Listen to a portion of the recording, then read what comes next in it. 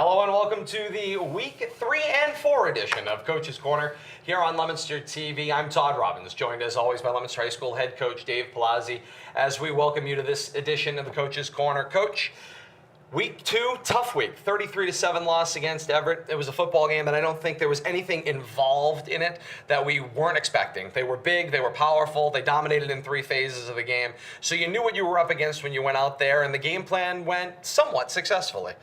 Yeah, I thought we played, as tough as we could up front. I thought their linebackers, from an offensive standpoint, their linebackers and their safeties and corners were, really great athletes. So we knew that coming in and trying to throw the ball. We knew it would be a difficult challenge for us. But I think our line play was played very well. I thought our backs hit the holes as much as they could. We moved the ball a little bit on them, and we never gave up till the end. I know I'm not a big fan of, when you lose and having conversations like this, but, I was really proud of the way we played. I was proud of the way, our practice players get in there and they drove the ball down and scored. And, it's just a testament to all these guys' hard work. And, we were able to put some points on the board. And I thought our defense overall played pretty well. We had some big plays, but I think we played physical up front, and our linebackers did some nice things as well. I know you're never into discussions of moral victories here, but the defense actually was a great bright spot for Leominster. They actually held Everett to less points than Xaverian did in Week 1.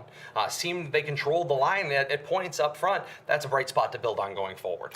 Sure. I mean, you want to win those battles inside, and at linebacker, we have some young kids in there, and they got to go through their reads, and they have to learn, not to take that false step and then get blocked. But I think they're coming along. I thought some of our cornerback and safety play, they learned from the first week. It still made a few mistakes, but Coach Truax is coaching them up, and I think we're going to be all right. And just watch the film today, and we'll get after it Friday. About the only spot that we saw opened in the middle of the field. That was where they seemed to keep finding a spot in the middle of the defense. Things were covered on the outside, and they would find an opening. One person would fly through the center of the defense.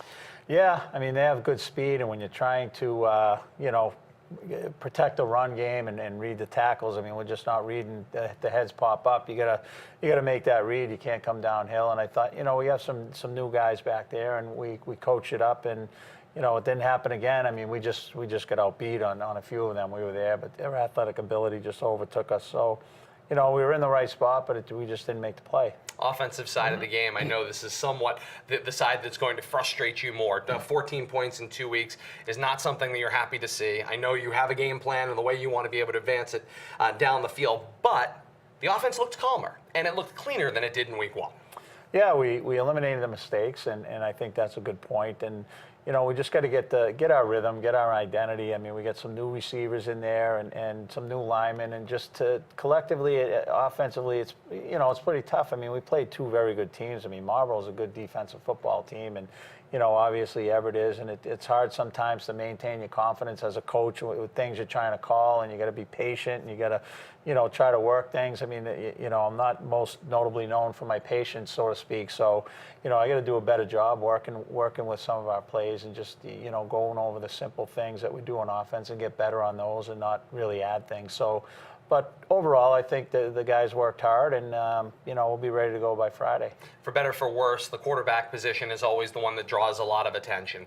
And one of the things people are seeing is obviously the numbers for Pat Gallagher over the last couple of weeks are not where they were for him in the last 7 weeks of last season. So you're always only as good as your previous performance, and that's kind of how the comparison has looked thus far. I think for people, when you look at your offense and you look at the things that are happening in your passing game, are there some things that maybe he's just trying to do too much and trying maybe to take too much on his shoulders? Maybe he just needs to sit back and relax a little? Well, I think it's partly my fault. I mean, I got to do a better job coaching him. And we're trying to find our identity. We're facing a 3-5 defense the first week, and then we're facing Everett the second week, and now we have St. John. So, we're trying to figure out what's a safe way to go, how to put him in a position to be successful. Our line's still really learning, to pass block. I mean, they're new together, so, that's each and every week. You have to go over that stuff. I mean, it's not like, you have off-season to practice and work with these guys. I mean, we started August 19th or whatever it was. So, we're getting better, but those things will come. And, when you have a set of new receivers out there, they need to learn what they're doing, how to run routes and different coverages. So, it all comes together, and we really need to work on it more. I mean, I think Pat, he started last year, and I got to do a better job at working those things and putting him in a good position to be successful along with the other guys. I know you hate shelving the conventional offense at times, but then at other times you love throwing the other team off balance. And so last week, the return of the Rocket offense came back. You get a couple of running backs out there, fullback behind a quarterback who's mobile, and all of a sudden you start shifting and doing things that maybe they're not used to seeing out in Division I Eastern Mass, moving the ball around in tight spaces. Saw some progress there, maybe not 100% of the development you'd like to see, but saw some progress against a very large defensive line. Yeah, that was just a matter of testing our toughness. I mean, we just wanted to get out there and just, try to run it down their throats and, say who's the toughest man, in the alley. And that's really what we did. The guys hit it up in there pretty good. We were able to get some first downs. I mean, we had a loss on one of the runs, but for the most part, our line came off. We were pretty confident with what we were doing, but, you need to just keep working at it. No question about that. And as I looked at things that happened later on in the game, you alluded to it right off the start. Your second team comes in, or your team 1A comes in, and they start to matriculate the football down the field. They move it little by little by little. Then all of a sudden they rip off a couple of big plays, a couple of quick passes that move the ball down the field. And then J.C. Core ends up kind of being the bright spot, capping that play off, rolling out, finding some room, and taking it to the house. Yeah, I mean, those guys, when they get in the game, they have to take advantage. I mean, we see them in practice, but we don't get to see them in game situations. And, a lot of these guys, Voshan Dixon on the kick returns, yes. He's another guy that, really showed us a lot. JC, some of our linemen, EJ Caldwell, Elijah Martinez. I mean, these guys work hard, and, we really were able to see them in the game. So, they have to be ready. It's a long season. I tell these guys every week, you never know. And, it was good to see because those guys work hard and they run the other team's offense and the other team's defense, and they don't get a lot of reps. So it was good to see them be successful. You mentioned kick return. Let's talk about that a little bit because it was a large bright spot, and field position has certainly been a bright spot over the first 2 weeks. You're starting in a good spot, somewhere between your 30 and midfield. You'll take that every time. And Voshan Dixon certainly was a highlight you mentioned moments ago. Not so much with the runs on the outside that everyone thinks are sexy flying down the field, but he'd take a ball from the outside, find a wedge in the middle, break through it, and he had some extra yards. Yeah, I mean, that kid's a freshman. I mean, he's getting the ball against the number 1 team in the state, returning kicks. I mean, shoot, last year he was, and playing with the little guys, and he's up there and just get the ball and rip it up in there. So, we were proud of the way he run, as with some of the other guys. But being a freshman, being out there, we were pretty impressed with that. Hard-nosed running by him and Cora, and of course the Philbins, who are also freshmen, just grinding it out in there. So that was good to see, and we look for bright things to come for those kids. When you see certain aspects of the game that are moving on, something like kick return is going well, our field position is good, it's literally just a matter of one more piece falling in place. That's the difference between maybe a 33-14 or 33-21 game versus a game that's 33-7 in the end, or maybe is 21-14 in your favor. Yeah, we got to clean up the big plays that are happening on defense. Our defense did a great job. I mean, we just can't have the big plays. I mean, too many of those. And, on offense, we got to do a better job controlling the ball. We got to keep the defense on the sideline, and we got to move the ball a little more and put some points on the board. So, it's a team effort. Everybody wants a shutout on defense and 35 points on offense, but we're not there yet. So we're going to have to try to meet somewhere in the middle, and hopefully we can score more than the other team. An opportunity to get that this week. 33-7, Leominster loses to Everett in week 2 of action, fall to 0-2 on the young season thus far. Let's take a look at the upcoming schedule for Leominster over the next few weeks. More difficult games. The last 3, or the back 3 of the 5-game homestand to open up this 2017 season. St. John's comes into Doyle Field Friday night, the 22nd of September, followed right on the heels on the 29th of September by Shrewsbury, the other team in the course, the town of Shrewsbury. And then Doherty closes things out in week 5 of action on October the 6th. So those are the upcoming games for Leominster at Doyle Field. And then, of course, we could jump immediately into our games coming up around the region in week 3 of action. Games we will be highlighting for you on this week. Algonquin finds itself on the road at Wachusett. Fitchburg travels to Neshoba. Groton Dunstable is at Shrewsbury, and Doherty is at Tantascwa. And then, as we mentioned, this double edition of Coach's Corner in this half hour, week 4 games that we'll be keeping an eye on in the coming week. Shepherd Hill is at Algonquin on a Thursday night because of a midweek holiday. North Middlesex at Fitchburg. St. John's is at Wachusett. And Doherty is on the road at St. Peter Marion, closing out that week 4 slate on a Saturday. So lots of things to come over the next couple of weeks of action. Coach, a lot of games out there, of course, to keep an eye on. First true league games for everybody who's going to finally get in right now. The only league games was Shepherd Hill and Shrewsbury played in week 1 of action. Nobody else has played a league game yet.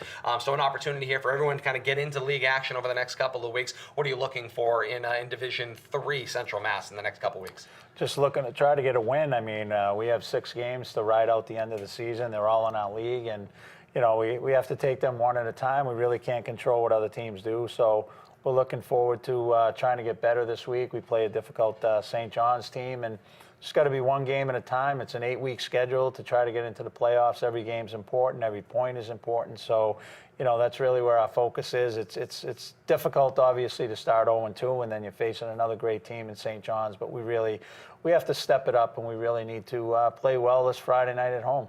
You mentioned before we came on the air, as we turn our attention to some other things before we get into our previews of the upcoming couple of games. You mentioned a little bit about Dad and some of the things that maybe he told you over the years that suddenly come back to you, and you're able to contribute that, of course, referring to Ron Togo, Palazzi.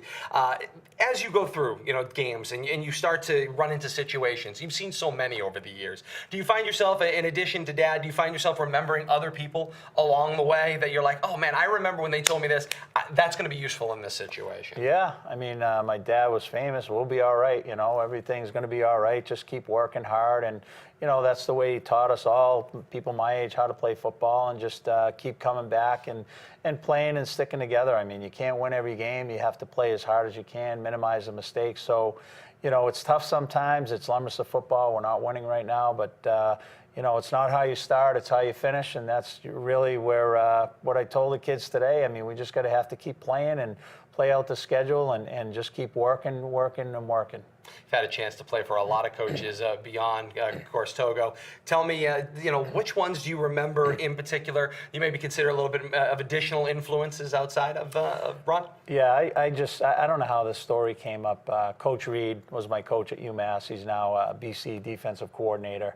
And we were playing Harvard, and his pregame speech, I always talk about how much respect I have for bands, particularly the UMass band. I was talking to a mom that's in my class, in my school, and she's an aide there, and I was telling her how much I love the band, and we were playing at Harvard, and the police, because it's Harvard, they didn't want to let our band on the field because it was a little rainy, and Coach Reed, just basically the coach went up to Coach Parks, famous Coach Parks, who passed away a few years, asked Coach Reed, what should we do? He said, if they don't let you on the field, run them down.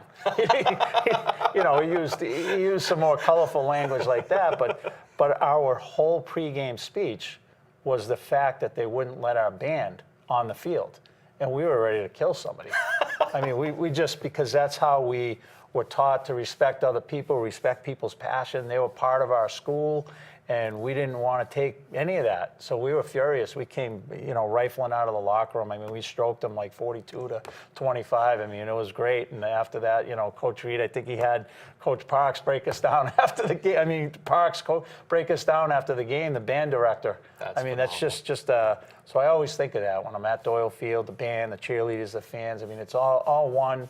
Working together, and the atmosphere is great, and you just want to, keep going and playing. I love coaching in Lumberster, and I just obviously want to win some games, but we'll find out Friday. You mentioned one team, one family, and of course you are very fortunate to be working with a phenomenal band director in Barry Hudson. He's got himself a great squad out there. Yeah, I told Barry, I actually showed Barry the article, and it's just great. I mean, I love the passion that we have, the band, Barry, and and the cheerleaders and everybody that works so very hard, Tracy Hartman and running that squad. So, we got to get it done football wise. Our fans are doing, pulling their weight. We got to try to squeak one out here on Friday. And we've got to mention, of course, there's been some phenomenal crowds out there these first couple of weeks out at Doyle Field. Seeing great fan support, 5 straight home games. It starts to build some momentum. Of great weather, of course, has certainly contributed as well. And we're looking for another great crowd out there again this week. Yeah, I mean, we haven't had too many September games. No. I mean, really, the theory behind the 5 home games, which,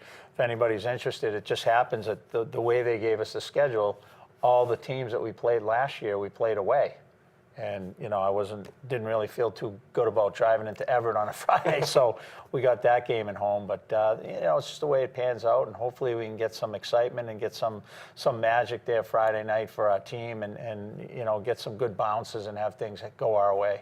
You were onto something about that drive into Everett. Everett had a little struggle getting out to us, a little fender bender with the bus as well. So certainly can be complicated. It's more than just football on a Friday night as well. All those many things to worry about. Let's turn our attention now to weeks 3 and 4 of action. Week 3 brings St. John's to Doyle Field. Week 4 brings Shrewsbury to Doyle Field. 2 very important league games for the Blue Devils. Coach will take St. John's first. They've posted something like 95 points in the first 2 weeks. That's not an exaggeration. A 62-39 win over Springfield Central. They're scoring in bunches. They had complete control of that football game. Very impressive team on the all-around.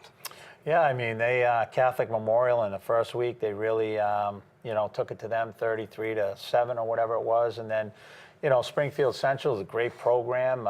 They really do a lot of great things out there. They lost last year, I think, to Shrewsbury in the finals, and they're obviously a powerhouse themselves. And we went to the game, and St. John just handled them very easily. They made it look easy. They're big up front. They're quick on the back end. I mean, they're a very good football team, and they're probably ranked in the top 5 in the state as well. So, we have our hands full, but they're in our league, so we're kind of used to playing them. So we kind of know how they defend us, how we defend them, and we can work at things, watch past films, watch the last few weeks' films. So hopefully we'll have a pretty good game plan, and we just have to go out there and play and minimize the mistakes and try to get some turnovers ourselves and, work the field position game.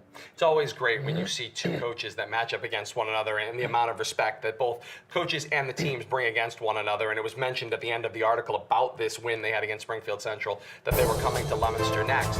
And one of the things that they talked about was the fact that both teams along the way had a situation where they knew they were coming in. They appreciated the fact they were coming to Doyle Field, and they both, the player and Coach Andrioli, referred to the fact that they always have phenomenal battles when they come to Leominster.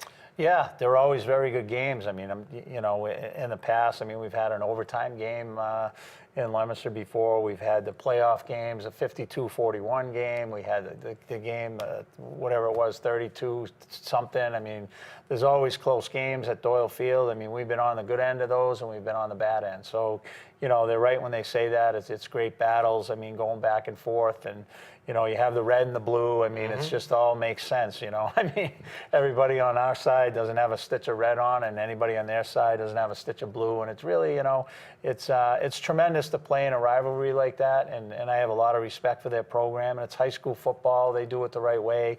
We do it the right way, and just go out there and have a great battle on a Friday night and play an exciting football game. They've got a phenomenal running back in Peter Oliver, who's been running all over the field, racking up yards and finding other ways to contribute, catching footballs out of the backfield, just finding different ways to make plays. Certainly going to be something you're going to have to look to contain. Yeah, he just ran away from players Saturday. I couldn't believe it. He's strong. He's strong through the line, and then he has the breakaway speed. So they got another back in number 5 as well. He's good speed. I mean, he ran a kickback for a touchdown or a punt, I think it was.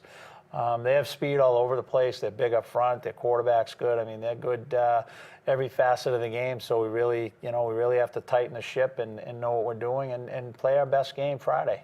As I identified them, they are most definitely offensively, as they always have been. They're fun and gun on the run. It's not just they can run the ball. It's not just they can throw the ball. They're going to do it all, and they're going to run like machine gun style amounts of plays, which adds just another evolution to the type of teams you've played in the first 3 weeks. Yeah, they're no huddle, and they're just going to run, and try to get plays off as quick as they can. And the way you stop that is you make plays and you put them in 3rd and long situations, and you get them to send the punter out there. If you don't do that, I mean, it can be slow death at times to watch and to be involved in. So, it's just one of those things where you have to play hard, know your assignments, and work together as a team and hope for the best. And again, you need a little luck in there, a tipped ball, a fumbled ball that we recover, not kicked around 700 times, and then they recover it. Seems like all the time down there when we play them down there. All the fumbles they recover when they play us here, we usually get them. So I'm hoping that trend stays the same. Perhaps it breaks your way. And of course, those things have, to a certain degree, put your offense in position to move the football down the field. So there will be opportunities to move that ball down the field. What is it that you're looking for your offense to do, and early on in this football game, maybe to establish some tone? Yeah, just play physical football, establish the run a little bit and, obviously move the chains and keep their defense off the field. I mean, their defense is huge. I mean, they shut us out last year and they have pretty much everybody back. So, we just want to try to get some first downs and try to get some points on the board and, try to keep their offense off the field any way we can. We're gonna try. Obviously, we're gonna put a game plan together with some of the coverages and some of the defense. They play a 4-4 and a 4-3, so they did both last year. Cover 2, man, sending all kinds of different things. So, we need to recognize what down and distance we feel what's going to be our best play at that time. Coming up, week 3 of action, Leominster and St. John's from historic Doyle Field. We'll have all the coverage details coming up at the tail end of this one. A few minutes to go here on this week 3 and 4 edition of the Coach's Corner. Coach, we turn our attention to week 4 of action. I know you hate to look a week ahead, but you'll do it for me just because we have no other choice. Let's talk about Shrewsbury for a minute. The Colonials come in here in week 4 of action. They certainly have had a good start to the year. They've been running their own gauntlet of scheduling thus far. You could ignore that pun. But a 21-14 win over Grafton in week 2 of action. Certainly a team that's going to be a force to be reckoned with coming in here. A team that really, I mean, when it came down to the end, there was one battle. You came up a little bit short in a game against them and hundredths of a point away from qualifying over them. Plenty of business here that needs to be resolved in that week 4 game. Yeah, I mean, Shrewsbury, again, we got St. John's or Shrewsbury, then Shrewsbury coming in here. I mean, another difficult challenge. They were the state finalists, so the first game it was a state finalist in Division 3. The second game was the state champion in Division 1, and then this game against St. John's, who has won many state titles, and then now game 4 is going to be against a state finalist in our division. So they got a great program, great coach. They'll be ready to play ball, and they beat us the last game of the year last year to knock us out. We win that game and we're in, and it came down to that. So I think and looking each and every game, I know we're looking ahead, but every single game is so important with an 8-game season, and that game, regardless of what happens against St. John's, is going to be crucial. I mean, it's the 4th game of the year and second game of our league, so it will be a monumental game, absolutely, regardless of what happens this Friday.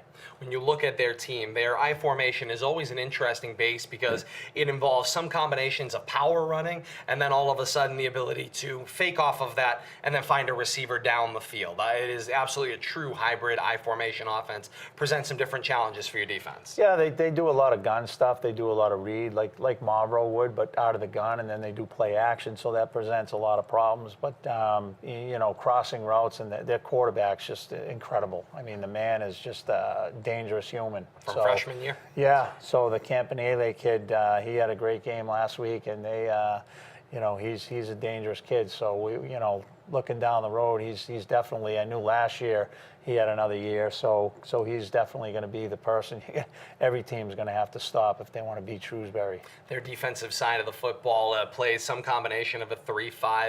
It looks somewhat similar to Marlboro, at least a little bit, or it has in years past. Is there anything you can take out of that Marlboro game and apply here and say, okay, we've seen this before in week 1. You guys know what went right and wrong in this week. How do we translate that to week 4? Yeah, I don't know. I don't, to be honest, I can't remember if they did play a 3-5. Maybe I haven't seen any film on them, obviously, this year or have seen, but I know they did a lot of different things last year with man-to-man, bracket coverage, and things we took advantage of. But, yeah, it always presents problems when you have 5 linebackers and they're coming from every direction, and you really have to get a body on somebody. So, it's always thinking, changing on the fly, changing game plans, and trying to do the best you can to try to get a victory. Got goals for the next 2 weeks, obviously. Each week will be 1 week at a time. 2 weeks from now, when we come back to this table and we do our next live edition of this show, what's your goal? Where do you want to be at? I like to be 2-2 and 2 Todd. 2-0 and 2-2 overall, right? Of course, but you know, I just obviously I want to be in the mix. I mean, I certainly don't want to be 0-4. I mean, that's going to make it even more difficult. But we definitely want to just try to get some wins here and try to progress down as the season goes and get better and, you know, be more dangerous on offense. I think and do more things well on offense. I think. To present problems for people. And that's really what I'm hoping this week. 2 big weeks of action. It's St. John's here in week 3 of action and Shrewsbury in week 4 of action. Leominster hosts them both at historic Doyle Field, and you yourself can be a part of it. And that's the important thing here. Come on out, be a part of it at historic Doyle Field. 2 great games. Want to load up those fan sections. You've been a great part of it through the first 2 weeks of action. So it's Leominster and St. John's coming up this Friday night, September the 22nd. Kickoff at 7 o'clock. Countdown to kickoff begins at 6:30 on the K-Zone, AM 1280 and 105.3 FM. And our Facebook Live look-in begins at 20 minutes past 6 on Friday the 22nd. And then week 4 of action, Shrewsbury at Leominster. It's Friday night, September the 29th. A 7 o'clock kickoff. Our Facebook Live look-in begins at 6:20 with a countdown to kickoff on AM 1280 and 105.3 FM. At 6:30. Leominster TV is with us for all the action. They'll have every game for you on Leominster TV, on Comcast, Verizon, and Facebook Live. Fantastic technology out there. Great volunteers here at Leominster TV presenting it all. Want to thank Kate Robbins for her additional support back in the control room, doing a great job this week. And of course, thank you for joining us both here on Leominster TV and on Facebook Live. Our next live edition of the Coach's Corner comes your way on Monday, October the 22nd, right here on Leominster TV and Facebook Live at 6 p.m. For Leominster High School head coach Dave Palazzi, I am Todd Robbins, saying thank you so very much for joining us, and until October 2nd, so long, everybody.